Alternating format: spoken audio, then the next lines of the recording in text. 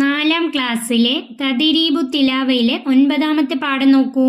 അൽ വഹ്ദത്തു താസിയ 9ാമത്തെ പാഠം. ജുമാദുൽ ആഖിറ. ജുമാദുൽ ആഖിർ മാസത്തിലാണ് ഇതെടുക്കേണ്ടത്. 25 ക്ലാസ്സുകളാണ്. ഇനി പാരായണം പരിശീലിക്കേണ്ട സൂറത്തുകൾ. സൂറത്തു സ്വാദിലെ 17ാമത്തെ ആയത്ത് മുതൽ സൂറത്ത് ആഫിർ 7ാമത്തെ ആയത്ത് വരെ. സൂറത്ത് സ്വാദിലെ 17ാമത്തെ ആയത്ത് മുതൽ അതിൻ്റെ അവസാനം വരെ, പിന്നെ സൂറത്ത് സുമർ അത് ആ സൂറത്ത് മുഴുവനായിട്ടും, പിന്നെ 3ാമത്തെ സൂറത്ത് ആഫിർ 7ാമത്തെ ആയത്ത് വരെ പാരായണം പരിശീലിക്കണം.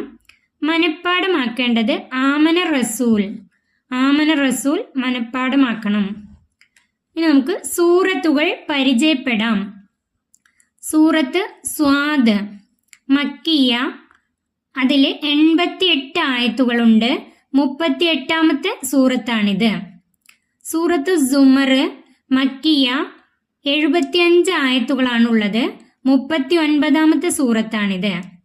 സൂറത്ത് ആഫിർ മക്കിയ 85 ആയത്തുകളുണ്ട്. 40ാമത്തെ സൂറത്താണിത്. പാരായണം കേട്ട് പരിശീലിക്കാം. സൂറത്ത് സ്വാദ്, സൂറത്ത് സുമർ, സൂറത്ത് ആഫിർ. ഈ QR കോഡുകൾ സ്കാൻ ചെയ്ത് കഴിഞ്ഞാൽ ഈ 3 സൂറത്തിൻ്റെയും പാരായണം കേട്ട് പരിശീലിക്കാം. അൽ മദ്ദു ലാസിമു വൽ ആരിലു. മദ്ദു ലാസിം, മദ് ആരില്, ഈ 2 മദ്ദുകളാണ് നമുക്ക് ഈ പാഠത്തിലൂടെ പഠിക്കാനുള്ളത്. മദ് അക്ഷരത്തിന് ശേഷം സുക്കൂൻ സ്ഥിരമായി ഉണ്ടാവുന്നതാണെങ്കിൽ മദ് ലാസിം, സുക്കൂൻ താൽക്കാലികമായി വരുന്നതാണെങ്കിൽ മദ് ആരിലുമായിരിക്കും.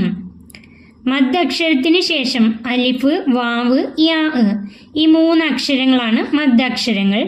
അതിനുശേഷം സുക്കൂൻ വരുമ്പോഴാണ് മദ് ലാസിമും മദ് ആരിലും ഉണ്ടാകുന്നത്. എന്നാൽ ഈ സുക്കൂൻ സ്ഥിരമായി ഉണ്ടാവുന്നതാണെങ്കിൽ മദ് ലാസിമും, എന്നാൽ സുക്കൂൻ താൽക്കാലികമായി ഉണ്ടാവുന്നതാണെങ്കിൽ മദ് ആരിലുമായിരിക്കും. ഇനി നോക്കൂ, മദ്ദിനെ സൂചിപ്പിക്കുന്ന അക്ഷരങ്ങൾക്ക് ശേഷം സുക്കൂനുള്ള അക്ഷരം വന്നാലുള്ള മദ്ദാണ് ലാസിമും ആരിലും. ശേഷമുള്ള അക്ഷരത്തിലെ സുക്കൂൻ സ്ഥിരമായി ഉണ്ടാവുന്നതാണെങ്കിൽ മദ്ദു ലാസിമും, സുക്കൂൻ താൽക്കാലികമായി വഖഫ് കാരണമായി വരുന്നതാണെങ്കിൽ മദ് ആരിലുമായിരിക്കും. സുക്കൂൻ സ്ഥിരമായി ഉണ്ടാവുന്നതാണെങ്കിൽ മദ് ലാസിം, എന്നാൽ സുക്കൂൻ താൽക്കാലികമായി, അതായത് വഖഫ് കാരണമായി, അവിടെ വഖഫ് ചെയ്യുമ്പോൾ, അവിടെ നിർത്തുമ്പോൾ വരുന്ന സുക്കൂനാണെങ്കിൽ അത് മദ് ആരിലുമായിരിക്കും. ഇനി നോക്കൂ, ഉദാഹരണം നോക്കുമ്പോൾ മനസ്സിലാവും. അലിഫ്, വാവ്, യാ, ഈ 3 അക്ഷരങ്ങളാണ് മദ് അക്ഷരങ്ങൾ. അതിനുശേഷം സുക്കൂൻ വരുമ്പോൾ ഉണ്ടാകുന്ന മദ്ദുകളാണ് ലാസിമും ആരിലും. ഇനി ലാസിം എപ്പോഴാണ് വരിക? ഉദാഹരണത്തിന് ആൽ, ആന, ഇവിടെ മദ് അക്ഷരമാണ് ഇവിടെ തന്നിട്ടുള്ള അലിഫ്. അലിഫിന് ശേഷം ലാമിന് സുക്കൂനാണ്, മദ്ദക്ഷരത്തിന് ശേഷം സുക്കൂനാണ്. ഈ മദ്ദിനെയാണ് ലാസിം എന്ന് പറയുന്നത്. ഈ സുക്കൂൻ ഇവിടെ സ്ഥിരമാണ്. ഇവിടെ ആൽ, ആന എന്ന് വരുമ്പോൾ സുക്കൂൻ ഇവിടെ സ്ഥിരമാണ്. ലാമിന് എപ്പോഴും സുക്കൂൻ തന്നെ ആയിരിക്കും. എന്നാൽ മദ് ആരില് നോക്കൂ, ഹുമുൽ മുത്തഖൂൻ. ഇവിടെ ഹുമുൽ മുത്തഖൂൻ എന്ന് നമ്മൾ ഓതുന്നുണ്ടെങ്കിലും സുക്കൂൻ അല്ല നൂനിന് വന്നിട്ടുള്ളത്, ഫതഹാണ് ഇവിടെ തന്നിട്ടുള്ളത്. ഹുമുൽ മുത്തഖൂന എന്നാണ് തന്നിട്ടുള്ളത്. പക്ഷേ വഖഫിന് വേണ്ടിയാണ് നമ്മളിവിടെ നൂന് സുക്കൂൻ കൊടുക്കുന്നത്. ഇവിടെ വഖഫ് ചെയ്യുമ്പോൾ, ഇവിടെ നിർത്തുമ്പോഴാണ് നൂന് സുക്കൂൻ കൊടുക്കുന്നത്. മദ്ദിയായ അക്ഷരം വാവിന് ശേഷം ഇവിടെ വഖഫ് ചെയ്യുമ്പോൾ നൂനിന് സുക്കൂനാണ് വരിക. ഹുമുൽ മുത്തഖൂൻ, നൂനിന് സുക്കൂനാണ് വരുന്നത്. മദ്ദിയായ അക്ഷരത്തിന് ശേഷം താൽക്കാലികമായ സുക്കൂൻ വരുന്നത് കാരണമായി ഇവിടുത്തെ മദ് ആരിലാണ്.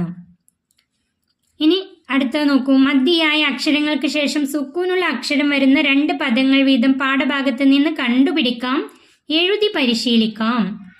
ഇത് നിങ്ങൾ ഖുർആനിൽ നിന്ന് കണ്ടുപിടിക്കണം, എന്നിട്ട് എഴുതാണ് വേണ്ടത്. അലിഫ് മദ്ദിയായ അക്ഷരങ്ങൾ ഇവിടെ തന്നിട്ടുണ്ട്. അലിഫ്, വാവ്, യാ. ഇതിന് നമുക്ക് അലിഫ് വരുന്നത് കണ്ടുപിടിക്കാം. അതായത് സൂറത്ത് സ്വാദ്, സ്വാദ് സൂറത്ത് നോക്കിയാൽ അതിൻ്റെ ആദ്യത്തെ അക്ഷരം തന്നെ സ്വാദ് എന്നാണ്. ഈ സ്വാദ് എന്നതിൽ എവിടെയാണ് അലിഫ്? ആ സ്വാദ് എന്ന് ഉച്ചരിക്കുമ്പോൾ ഈ സ്വാദ് എന്ന് എഴുതിയതിന് ശേഷം ഒരു അലിഫുണ്ട്, ഒരു ദാലുണ്ട്, സുക്കൂനുണ്ട്. അപ്പോൾ സ്വാദ് എന്ന് വരുമ്പോൾ ഈ അലിഫാണ് മദ്ദിയായ അക്ഷരം. അതിനുശേഷമുള്ള ദാലിന് എപ്പോഴും സുക്കൂനായിരിക്കും. അതിന് സ്വാദ് എന്ന് ഉച്ചരിക്കണമെങ്കിൽ ദാലിന് സുക്കൂനായിരിക്കും. അതുകൊണ്ട് തന്നെ ഇത് മദ് ലാസിമാണ്, ലാസിം ആണ്. ഉദാഹരണമായിട്ട് നമുക്ക് സ്വാദ്, ആ സൂറത്തിന്റെ ആദ്യത്തിലുള്ള ആ സ്വാദ്. ഇനി ഇവിടെ ഒന്നും കൂടെ കണ്ടുപിടിക്കണം. ഇസ്സത്തിൻ വഷിക്കാക്ക് അതെഴുതാം, അല്ലെങ്കിൽ ഹീന മനാസ്. അങ്ങനെ വഖഫ് ചെയ്യുമ്പോൾ ഉണ്ടാകുന്ന ആ മദ്ദക്ഷരത്തിന്റെ ശേഷം വരുന്ന താൽക്കാലികമായ സുക്കൂൻ വരുന്ന ഏത് പദവും നോക്കി എഴുതാം. ഇനി വാവ് വരുന്നത് അൻഹു മോരിലൂൻ. മോരിലൂൻ എന്നതിൽ വാവാണ്. വാവിന് ശേഷമുള്ള നൂനിനെ വഖഫ് ചെയ്യാൻ വേണ്ടി സുക്കൂൻ വന്നു. ഇത് യഹ്തസിമൂൻ. അവിടെ യഹ്തസിമൂൻ എന്നതിൽ മീമിന്റെ കൂടെയുള്ള വാവ് മദ്ദിയായ അക്ഷരമാണ്. ആ വാവിന് ശേഷമുള്ള നൂനിന് സുക്കൂൻ വന്നു, താൽക്കാലികമായി സുക്കൂൻ വന്നു. അടുത്തത് യാ. നസീറും മുബീൻ. മുബീൻ എന്നതിലെ യാ മദ്ദക്ഷരമാണ്. അതിന് ശേഷമുള്ള നൂനിനെ വഖഫ് ചെയ്യാൻ വേണ്ടി താൽക്കാലികമായി അവിടെ സുക്കൂനാണ്. നസീറും മുബീൻ. അതുപോലെ മറ്റൊന്നാണ് മിൻ തീൻ. ഇങ്ങനെ നിങ്ങൾക്ക് ഖുർആനിൽ നിന്ന് കണ്ടുപിടിച്ച് ഇഷ്ടം പോലെ എഴുതാം. ഇത് നിങ്ങൾക്ക് എളുപ്പത്തിൽ മനസ്സിലാക്കാൻ വേണ്ടി ഞാൻ ഒന്നും കൂടെ വിശദമായിട്ട് പറയാം. എല്ലാവർക്കും അറിയാം യാസീൻ എന്നത്. യാസീൻ എന്നത് എഴുതുമ്പോൾ അതിൻ്റെ അവസാനത്തെ അക്ഷരം സീനായിരിക്കും. എന്നാൽ അതിനെ ഉച്ചരിക്കുമ്പോൾ അതിൻ്റെ അവസാനത്തെ അക്ഷരം യാവും അതിൻ്റെ കൂടെ സുക്കൂനുള്ള ഒരു നൂനുമായിരിക്കും. ഈ നൂനിന്റെ സുക്കൂന് എപ്പോഴും സ്ഥിരമായിരിക്കും. അതുകൊണ്ട് യാസീൻ എന്നത് മദ്ദക്ഷരത്തിനു ശേഷം സുക്കൂനുള്ള ഒരു നൂനാണ്. ആ സുക്കൂൻ അവിടെ സ്ഥിരമാണ്. അതുകൊണ്ട് ഈ മദ് ലാസിമാണ്. ഇനി വേറൊരു ഉദാഹരണം, അൽ ഹാഖത്തു. ഇവിടെ കാഫിന് ഷദ് വന്നിട്ടുണ്ട്. ഷദ് വന്നിട്ടുള്ള ഒരക്ഷരം എന്ന് പറഞ്ഞാൽ അത് സുക്കൂനുള്ള ഒരക്ഷരവും ഹറക്കത്തുള്ള ഒരക്ഷരവും കൂടി ചേർന്നതാണ്. ഇവിടെ നോക്കൂ, അൽ ഹാഖത്തു സുക്കൂനുള്ള ഒരു കാഫുണ്ട്, അതിൻ്റെ കൂടെ ഫത്തഹുള്ള ഒരു കാഫുണ്ട്. അങ്ങനെ വരുമ്പോൾ നമുക്കറിയാം ഹാ എന്നതിൽ അവിടെ അലിഫുണ്ട് നീട്ടാൻ. ആ മദ്ദിന്റെ ശേഷം സ്ഥിരമായ സുക്കൂൻ വന്നു. ആ കാഫിന് ഷദ് വന്നതുകൊണ്ട് അവിടെ സുക്കൂൻ സ്ഥിരമാണ്. അതുകൊണ്ട് തന്നെ ഇത് മദ് ലാസിമാണ്. മദ്ദക്ഷരത്തിനു ശേഷം ഷദ്ദുള്ള അക്ഷരം വരുമ്പോൾ ഇങ്ങനെ ഉണ്ടാകുന്ന മദ് ലാസിം ആണ്. നമുക്കറിയാം സൂറത്തുൽ ഫാത്തിഹയിലെ വലല്ലാലീൻ, അവിടെ മദ്ദക്ഷരമായ അലിഫ്, ആ അലിഫിന് ശേഷം വന്ന ലാമിന് ഷദ് വന്നിട്ടുണ്ട്. ഷദ്ദുള്ള ലാമിനെ നമുക്ക് എങ്ങനെ എഴുതാം? സുക്കൂനുള്ള ലാമ് പ്ലസ് കസറുള്ള ഒരു ലാമ്, അത് രണ്ടും കൂടി ചേരുമ്പോഴാണ് ലി ഷദ്ദുള്ള ലാമ് വരുന്നത്. ഇവിടെ കസർ ആയതുകൊണ്ട് സുക്കൂനുള്ള ലാമിന് ശേഷം കസറുള്ള ലാമ്. അങ്ങനെ വരുമ്പോൾ മദ്ദക്ഷരത്തിന് ശേഷം സുക്കൂൻ വന്നു, ലാമിന് സുക്കൂൻ വന്നു, അത് സ്ഥിരമാണ്. അതുകൊണ്ട് തന്നെ ആ മദ് ലാസിം ആണ്. ഇനി അടുത്തത് മദ് ആരിള്.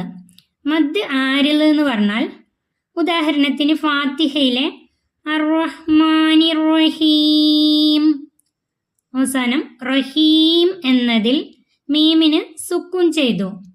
എന്നാൽ അവിടെ മീമിന് ശരിക്കും സുക്കൂനല്ല, വഖഫ് ചെയ്യാൻ വേണ്ടി മീമിന് സുക്കൂന് കൊടുത്തു.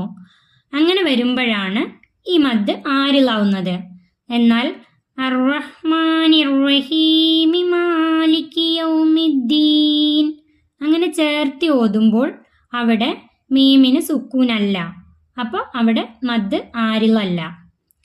വഖഫ് ചെയ്യുമ്പോഴാണ് അവിടെ മദ്ദക്ഷരം വേണം. അതിനുശേഷം വഖഫ് ചെയ്യുമ്പോഴാണ് അവിടെ മദ് ആരിലായിട്ട് വരുന്നത്. അതുപോലെ തന്നെ ഓരോന്നിലും അൽഹംദുലില്ലാഹി റബ്ബിൽ ആലമീൻ, ആലമീൻ എന്നതിൽ നൂനിന് സുക്കൂനല്ല, പക്ഷേ അവിടെ വഖഫ് ചെയ്യാൻ വേണ്ടി നൂനിന് സുക്കൂൻ കൊടുത്തു. അതുകൊണ്ട് അവിടെ മദ് ആരിലാണ്. അത് മനസ്സിലാക്കി വെക്കാം. പദങ്ങൾ എഴുതി പരിശീലിക്കാം. ഇത് എഴുതാണ് വേണ്ടത്. തഅ്മുറൂനി അഅ്ബുദു. ഇവിടെ നോക്കൂ, നൂനിന് ഷദ് വന്നിട്ടുണ്ട് അല്ലേ? നമുക്കറിയാം ഷദ്ദുള്ള ഒരക്ഷരം സുക്കൂനുള്ള ഒരക്ഷരവും ഇവിടെ കസർ ആയതുകൊണ്ട് കസറുള്ള ഒരക്ഷരവും ചേർന്നതാണ്. ഇവിടെ സുക്കൂന് സ്ഥിരമാണ്, അതുകൊണ്ട് ഇവിടുത്തെ മദ് ലാസിമാണ്. മദ്ദക്ഷരമായ വാവിന് ശേഷമാണ് ഇതൊക്കെ വന്നിട്ടുള്ളത്. മദ് ലാസിമാണ്.